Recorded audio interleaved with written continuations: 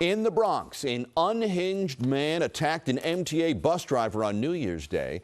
The man smashed the bus window and punched the driver in the head. And that's when a bus rider stepped into the fray. Here's Eyewitness News reporter Kimberly Richardson. I never experienced going to work on New Year's Day getting assaulted.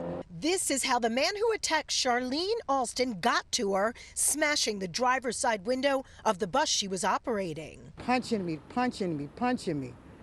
Then he just ran away on the southbound side of the Grand Concourse. Her violent encounter with Edward Guerrero unfolded Friday here along the Grand Concourse near 181st Street. She first spotted the 28-year-old running alongside the bus, demanding she stop and open the doors. I just knew that he was a troublemaker. I was past the bus stop, almost in the intersection. When it was safe, Charlene pulled over, but the suspect stepped in front of the bus, was cursing and screaming, and then headed for that window, broke it, and assaulted Charlene. For me, it's a natural thing I did, helping somebody that needs help.